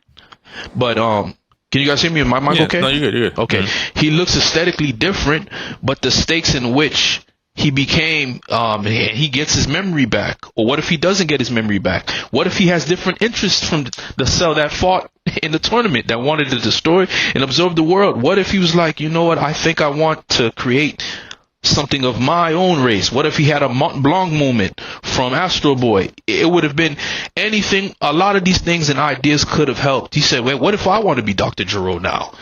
You know, there's a lot of things that could have made these rehashed characters being introduced, but you have to introduce them in a refreshing way. Toriyama proved that. Look at Broly. We were all like, what, Broly? Magnificent. Like, can we say that Beerus belongs in Dragon Ball Z? Can we say that? Beerus and Whis, and who created him? Toriyama. Do we want a game without Hit now? We don't want. And Hit is the most unique Dragon Ball Z character we've had in years. And even Moro, I don't know if that's a Toriyama creation, but if it is, it was approved by Toriyama. I think it was approved by Toriyama. So okay, well, even with that, approved by Toriyama, that's refreshing. Now you get Dragon Ball Z. You know what I'm saying? These ideas, but now the thing is that you have to be confident enough to go in a different direction. You know, like with Rob Lucci having to fight with Luffy. What makes this fight different from the last? Oh, okay, it's just to show that Luffy's on a different level compared to Rob Lucci. It's not even close anymore. To me, doesn't make any sense for someone of his mindset. You know, he's not a character that's not going to just stay lazy and underestimate. He did it the first time and he didn't learn from this lesson. So, you know, that's how I feel with certain things. Meanwhile, Shanks could lose his arm in the first seasons of One Piece, and you be like, yo, you lost to this? Right. When you could have turned that thing to sushi, all this, what's the point of losing your arm? Well, Shanks Shanks will make for a different topic for a different day of like what the problem with modern day anime retconning. One Piece Sephiroth. Yeah. What's wrong with anime retconning? And you just have Shanks on the thumbnail of like, here is why you don't want to underpower your character too much, because Lord have mercy. You get what I'm saying? So that's the thing with these. That's why we don't like it. With Frieza, what did they do? They made Frieza not even a threat. They turned him into a joke. You don't do that with your villain. You don't do that. You introduce his brother. That would have been a perfect opportunity, like Tim said in an early previous podcast. What? Cooler, but like, yo, my brother's dead. Let me go see what's going on. Oh, okay. His army now. I adopt his army. Okay, Frieza comes back, but surprise, his army, his men don't want to follow him no more. They're with me now. Oh, while you were gone, I figured out how to turn gold, not you. You know what I'm saying? Or an actual transformation. Transformation, you know, versus just turning gold. An actual transformation. There's a lot of things that you can see, like Red Ribbon Army going pharmaceutical. When we heard Red Ribbon Army coming back, we were like, yo, this has been dead since Dragon Ball. No, it's a pharmaceutical company now. Oh, okay. I'll take that. Orange Piccolo. Well, man, you know what? I actually mad at that because, well, I mean, why not? The Dynamics were the creator of the Dragon Balls. Who knows what they could do in ancient space and time, right? I'll take that. I'll take that. Stuff like that, you know, these twists, these ideas, like if they come back with a better idea or a stronger impact, then it's okay, because we won't be able to say anything. We'll be like, oh, I thought that, well, that actually was a lot better than it turned around. And we have a lot of movies that did that to us, music that did that to it, collabs, you know what I'm saying? J. Cole. And you know, we have a lot of things that did this, you feel me? To where you're like, yo, man, like what's going on with yeah, better or worse than we thought. So okay. Tim, what about you? I think it's just how you handle it. My take on the fight was it was all for humor, because it goes back to a previous conversation we had about power scaling in One Piece. Like, Luffy and his crew have gone so far where we've defeated warlords, we've defeated emperors, we've even been go to toe with certain admirals. So, like, yes, you know, he was part of a mercenary group inside the Marine Corps. But then the thing about it is, all right, anything after the Marine Corps fight where I literally fought admirals during that fight, and I was able to hold up my own. And then there was a time skip where I defeated a warlord. So it's like, where do you truly stand in the midst of that? Like, yes, you know, and due to power scaling now, you're fighting enemies with an awakening or stuff like that. Okay, cool. But then it goes back to what we said about, you know, the hilariousness about these fruit powers. You know, yeah, Paramecia, y'all those weird people. Oh yeah, the Zoans, the Animorphs. Yeah, whoop-de-doo. Oh, the Zoans, like, yeah, the Zoans were, the Logias were at the top for so long. But then, oh no, have you heard about that subcategory of Zoans? They hinted it to us. They hinted it to us, because you remember the first two Mystic Zones I feel like we saw was Marco and Sengoku. Sengoku literally turns to Buddha. Marco is a phoenix. He can literally heal his own wounds and stuff like that. So that was just the tip of the iceberg. And you know, like, yes, once Luffy, well, even Alabasta with the two bodyguards, one turns into a falcon, which isn't the biggest thing in the world, but like the other one was like a jackal. Like, it wasn't like an animal. I mean, they were based on the animals of the Egyptian gods, because a jackal and an eagle, but technically they weren't Horus and Anubis. Yeah. Because they would have added supernatural powers to them. Fair. See, that's the thing. Luffy, what if that's their awakening? We won't know. Yeah, maybe. We won't know. But then, so, I mean, that's where we are now. And then even the explanation of devil fruits by Vegapunk, I was like, wow, that's very interesting. They are the manifestations of the wishes of human beings to want more past their own signature biologically. And they came into existence of this earth. And the reason why they are punished by water, because water is the source of all creation. So in a sense, they're kind of looked at as like abominations of nature, in a sense. I mean, which they are, if you think about it. Yeah. So that's, I was like, bro, that's very, very interesting. But yeah, like, you know, in terms of like Rob, Lucy, like, it's like, bro, like, so much has happened, bro. Like, I feel like after the Kaido fight, it's like, who are you? So it was just there for humor. I did like the animation style. Like, you made a very good point where it was like, once he turned to that form, it's like he was like a nightmare figure for Lucci, because his moves are so unorthodox. It's like a persona comes over him. Like, he's just he's a Looney Tune. He's a Looney Tune, bro. Like, even when you think you got him, you just see this sinister smile on his face. And next thing you know, he's just behind you. Pimp slap. Bah. Yeah. I will say, again, I still think Gear 5 kind of undercuts a lot of the... you know what? I found a better way of wording this. Gear 5 undercuts a lot of the natural humor we used to get in One Piece fights. Because I for as much as I didn't like the arc, I always did like the fight of when Luffy fought Eneru.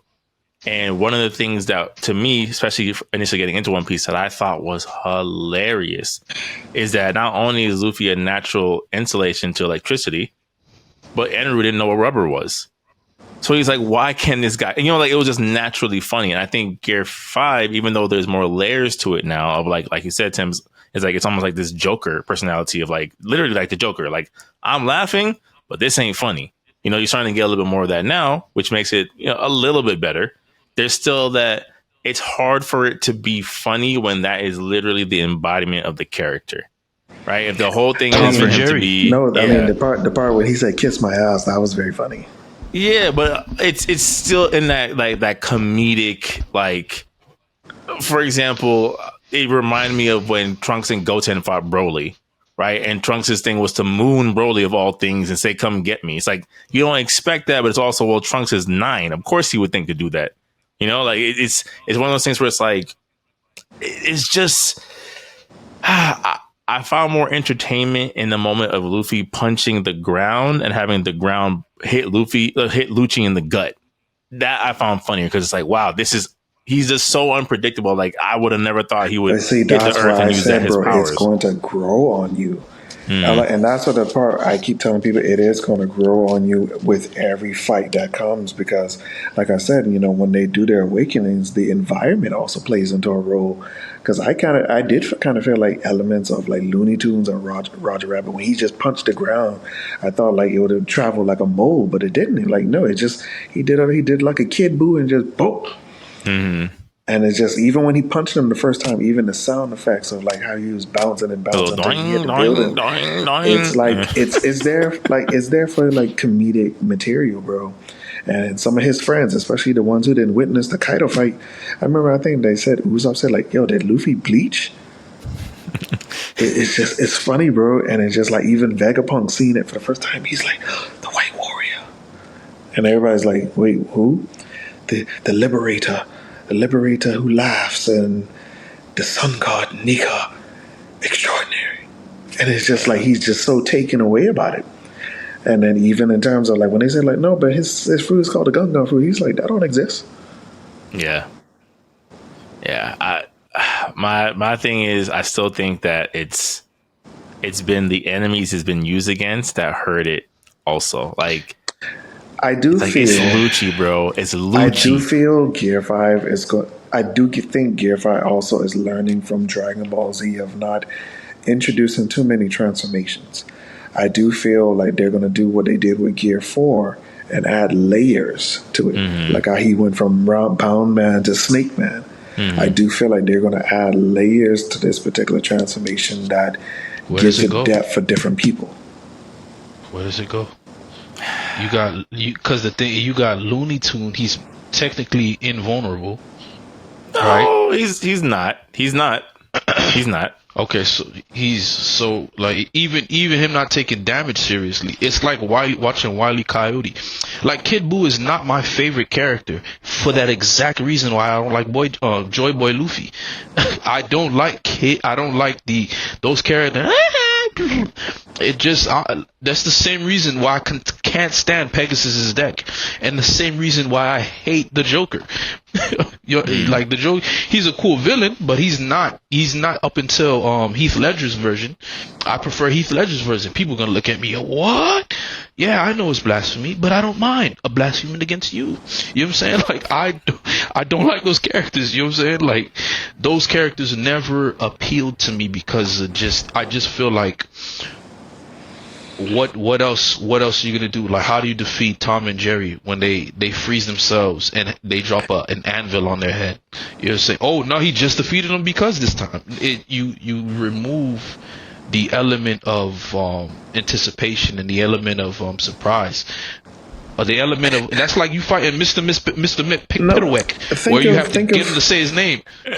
But you also got to realize, bro, you got to think of certain fights of how, like when they came back from the time skip, when they fought the Fishmen, yeah, they obliterated those boys. It was it's because they've come so far, and yes, because and I also feel like that brings balance to the story because technically, since we are in the final saga, yes, bro, like. Yeah, character development or power development, it's only going to go so far. In terms of all the characters, like yes, I do believe probably before the end, maybe at least Zoro will probably get the 3rd level of Haki. Somebody might get some form of a power up or something like that. But it's just there's only so much that they are going to do right now. Yes, but like Lucy was a loose end. You are a shadow of the past, bro. You really are. That's fair. That's a good point. I mean, that's a good point. You came back. You know, you had your little form. You had your little fire, little fleece. But okay, that's a fair point. I think, and I'll be transparent. I think there is a little bit of bias in the sense of like the Lucci fight was what turned me to a One Piece believer, right? So it's like to see the character that kind of like, no, I'm on this train like for real now, kind of get like smacked around like this. I'm like, oh man, you know, it feels Resurrection of Frieza esque to me. Of like, this is Lucci, you know, like this ain't. Somebody in the comments said you didn't get mad when Trunks did it to Frieza. I said, wait, hold up. Let me stop you right now, homeboy. No, but that's true. Trunks had to fight the androids, right? So we're gonna stop right there. Gohan had to die for him to turn Super Saiyan. So there's conflict there. There's interest. And who came out the ship? Terminator 2 Cell Kid. So there's conflict there. There was always an impending presence. That's why it didn't mitigate. It didn't mitigate anything. If anything, it showed you the stakes, the way they encapsulated everything. The stakes were there. And if they said King Cole was stronger than Frieza, could you imagine if King Cole decided to transform? Mm-hmm. Good thing Trunks took care of that. Otherwise, it'd have been problems. Right. But, and not only that, Goku just beat Frieza. So it's still fresh. Mm-hmm. It's not like Rob Lucci had arcs to improve. And a time you know skip. what I'm saying? And a time skip to improve. Versus Goku just clapped you. You know what I'm saying? And you try to come back as Cyborg from Justice League. Nah, get out of here, man. Them boys pieced you up together quickly to come back to Earth. They did not take no time like Cooler. They ain't find the Big Getty Star. You know what I'm saying? Them boys came quickly to get some revenge. You know what I'm saying? So now, and not to mention, Goku came back with a new technique. You know what I'm saying? So now it's different. It makes sense. So Trunks having the longevity of years when you find out who he truly is, it makes sense for him to be that strong now, because the threats that he had to fight was completely different. So you don't think Luffy's development has assured that? Because last time I checked, bro, you know, all right, I'll say this for example, the Doflamingo fight, the dude basically became an admiral. He became an admiral because now you commander a whole fleet. Mm-hmm. You have a whole fleet of different pirates, giants, other weird people. You even got dwarves under your fleet tag now.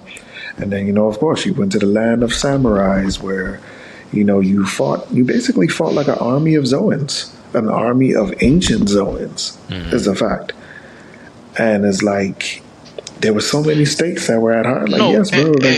You. I mean, it's fine, but just where for me with the Dragon Ball Z, like the storylines made sense for you to get the outcome. It made sense. It made sense to me, bro. It makes sense. No, it does it.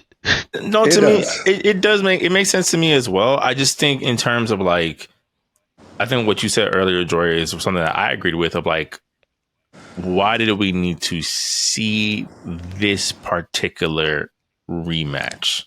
Right? Then because just don't do it. It's for ratings. It's for ratings. No, because in my mind, I'm like, to Joy's point just now, if I just beat Kaido, I just beat one of the 4 emperors, and it took everything. My power scaling in my brain tells me it don't matter what Lucci does now. He could turn he could clone himself with his awakened technique.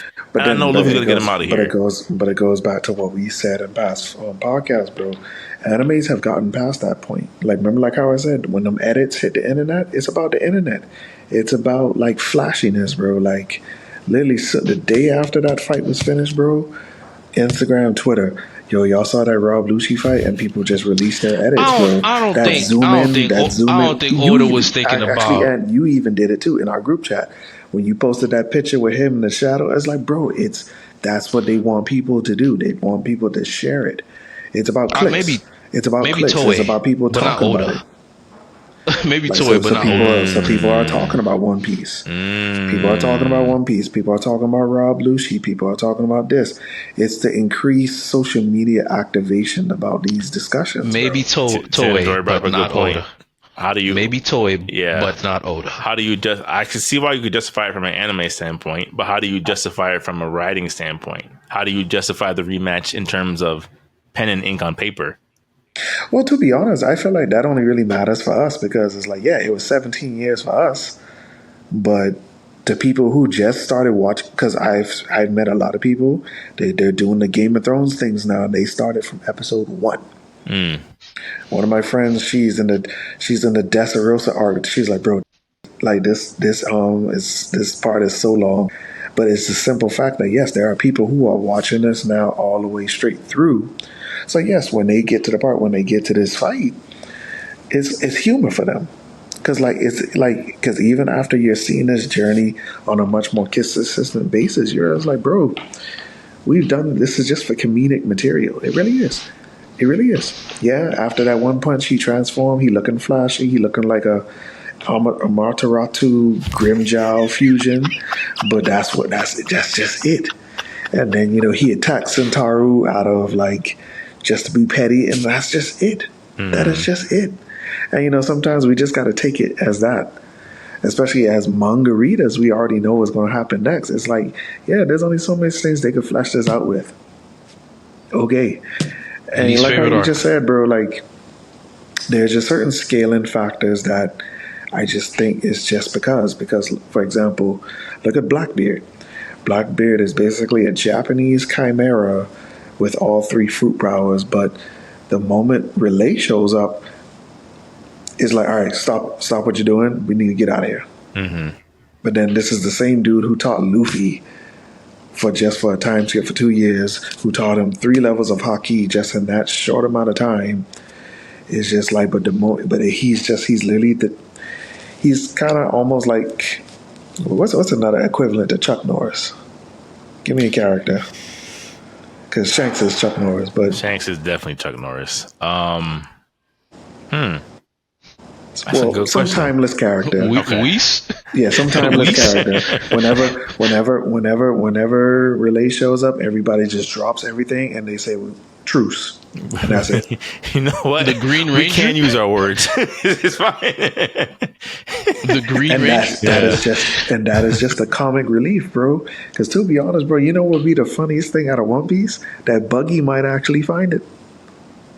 And then to be honest, the writing is so, and it was actually a reel too of the live action where he says that I'm Buggy the Clown, I am going to find the One Piece. And it was such a powerful moment of how they put the reel together. I was like, you know what, that actually might be crazy. Buggy might actually find it. Keep it though, that's a whole different story. Right. I was gonna say Buggy has had enough elevation by circumstance at this point. To become one of the 4 emperors by proxy is crazy. It's crazy, but it's just but you were so proud of dude, you couldn't even help it. Yeah. I'm telling you, if you ever rewatch just the Impel Down arc alone, if that doesn't make you a Buggy fan, nothing else will. He is hilarious in that arc. Hilarious. I wish nothing but good for him after that arc. I was like, yo, this man deserved to win. Because we've even said this on past podcasts. The one dude who defeated Luffy, that's the only person he hasn't fought yet again, which is McGillen. One dude who actually kind of defeated him, that's the only person he has not refought. True. But, One Piece is a living, breathing story, right? So supposedly Magellan got defeated off screen, yada, yada, yada, yada, yada, yada. Who knows, right? It's just always, if you go by the manga side stories, Anaru's in space somewhere. It gets wonky. Yeah. So, okay. I think ultimately that was a good conversation in terms of nostalgia. I think what Jory said is when it's done correctly and presents something we haven't seen before, it piques interest more. And I think, Tim, you're right to that point of it's true. I think anime and animation nowadays have different goals than story intent. You know, there's this. It's a reason why, again, a relatively short fight in the manga of Gear 5th versus Kaido is 6 episodes long in the anime. And every week, oh, you thought this was peak? No, this is peak. We're watching Peak Piece right now. It's not even One Piece anymore. It's Peak Piece. It's like, you're right. I think the anime strives for a different end goal than just the story. So I think that's a good takeaway and a good way to. Yeah, because they're going to cover their bases. They're going to make sure this story delivers. Especially they've come this far, the world's longest running anime, manga, whatever. So Which they're going to helps deliver. it. They're going to deliver on that aspect. But then they also going to give you something else. They want to give you something to talk about, Right. and that is what increases their ratings. It's about ratings, social media, reels, all that other stuff, bro. Because they want people. Zoro not liking black folks. Yeah. You got to feed into it. You're right. No, to be honest, our past podcast, the one that you said that went so far, it's a prime example. They want people to talk about it. True. They just want. Oh, that was our biggest one. That's our biggest clips to this day. To this day, is us The One calling Piece Zoro ones? racist. Yeah. Yeah. To this day. They just want people to talk about it, bro. That's what it is. Okay. Good point. Yeah, man. Good point. So I'll wrap us up, fellas. This was a good talk. I think we covered, all the topics that we wanted to today in detail. And again, as always, none of this is possible without the listener.